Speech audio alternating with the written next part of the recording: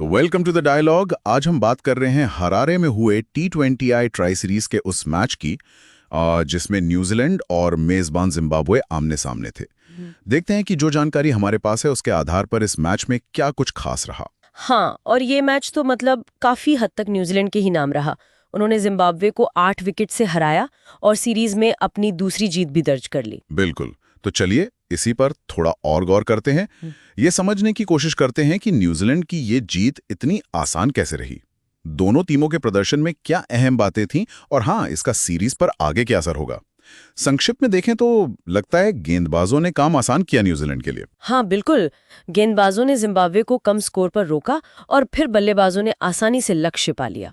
अगर जिम्बाब्वे की पारी से शुरू करें तो टॉस हारकर वो पहले खेले और 20 ओवर में 7 विकेट पर सिर्फ 120 रन ही बना पाए।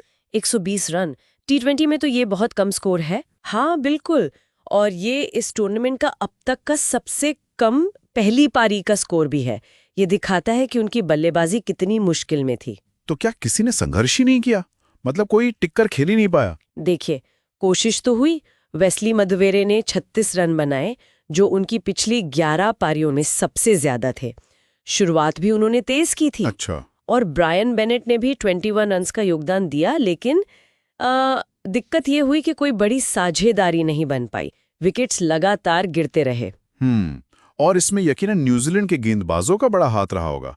मैट हेनरी ने कैसा प्रदर्शन किया? हेनरी ने बहुत अच्छी गेंदबाजी की, अपनी शॉर्ट गेंदों का बढ़िया इस्तेमाल किया और 3 विकेट लिए सिर्फ 26 रन देकर। अच्छा। पर सिर्फ हेनरी ही नहीं, स्पिनर्स सैंटनर, ब्रेसवेल और रचिन रविंद्र, इन तीनों ने मिलकर 9 ओवर डाले और सिर्फ 43 रन दिए।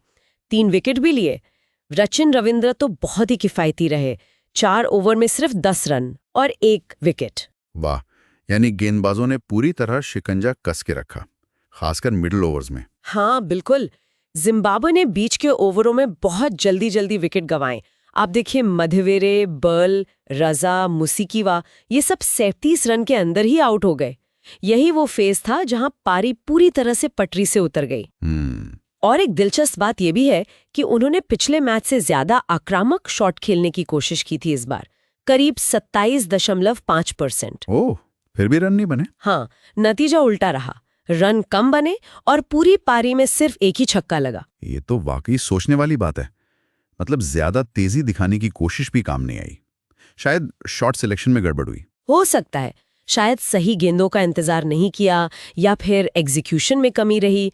खैर, अब बात करते हैं न्यूजीलैंड की बल्लेबाजी की। 121 रन का लक्ष्य था। हाँ, ये कितना मुश्किल रहा उनके लिए? देखने में तो आसान लगा। हाँ, ज्यादा मुश्किल नहीं हुई।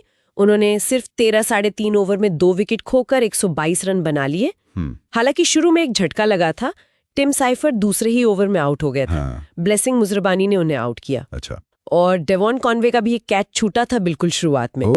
तो मतलब जिम्बाब्वे के पास मौके थे शुरू में। कह सकते हैं वो शुरुआती मौके थे, लेकिन फिर कॉनवे ने उसका पूरा फायदा उठाया। पहले उन्होंने रचिन रविंद्र के साथ दूसरे विकेट के लिए तेजी से 59 रन जोड़े। रविंद्र ने तो काफी तेज खेला लगता है। हाँ बिल्कुल, रविंद्र ने सिर्फ 19 गेंदों पर 30 रन बना दिए, जिसमें एक ओवर में 3 चौके भी थे। उसने वो शुरुआती दबाव एकदम से हटा दिया। उसने मैच का मोमेंटम ही बदल दिया होगा। बिल्कुल, उन बाउंड्रीज ने रन रेट को एकदम से ऊपर पहुंचा दिया। फिर रविंद्र के आउट होने के बाद कॉनवे ने डेरिल मिचेल के साथ पारी संभाली।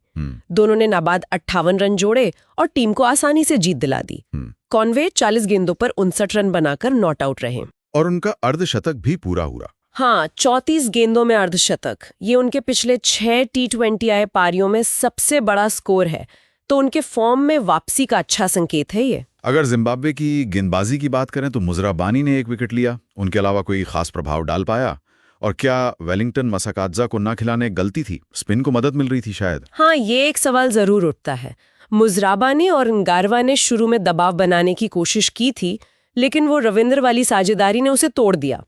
मसाकाद्जा जैसे अनुभवी स्पिनर शायद बीच के ओवरों में कुछ कर सकते थे, पर टीम ने उनकी जगह तेज गेंदबाज मैपोसा को खिलाया। ये उनका अपना फैसला था। तो अब इस जीत के बाद सीरीज की क्या स्थिति है? न्यूजीलैंड तो काफी मजबूत लग रहा है। हाँ बिल्कुल, न्यूजीलैंड 2 जीत के साथ टॉप पर है और उनका नेट रन रेट भी काफी अच्छा है, +1.919।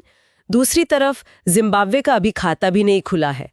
अगर उन्हें फाइनल के दौड़ में बने रहना है तो अपने अगले दोनों मैच जीतने होंगे। और वो मैच हैं दक्षिण अफ्रीका और फिर न्यूजीलैंड से। हाँ, मतलब आसान नहीं होगा। बिल्कुल नहीं। और इसके लिए उनके बल्लेबाजी को बहुत बेहतर प्रदर्शन करना होगा। सही बात है। तो कुल मिलाकर देखें तो ये न्यूजीलैंड का एक कंप्लीट परफॉर्मेंस था। गेंदबाजों ने अपना काम किया, बल्लेबाजों ने फिनिश किया। हाँ, और जिम्बाब्वे के लिए बल्लेबाजी एक बड़ी चिंता बनी हुई है। आक्रामक खेलने का इरादा भी इस बार काम नहीं आया। तो आज की इस चर्चा को यहीं रोकते हैं, लेकिन श्रोताओं के लिए एक सवाल छोड़ जाते हैं। जब जिम्बाब्वे का ज्यादा आक्रामक रवैया भी रन नहीं ला पा रहा, तो उन्हें बाकी मैचों में टक्कर देने के लिए इस आक्रामकता के अलावा और किन रणनीतिक बदलावों पर ध्यान देना चाहिए? हाँ, इस मैच के बारे में या जिम्बाब्वे की चुनौतियों पर आपके क्या विचार है, वो नीचे टिप्पणी सेक्शन में जरूर साझा करें।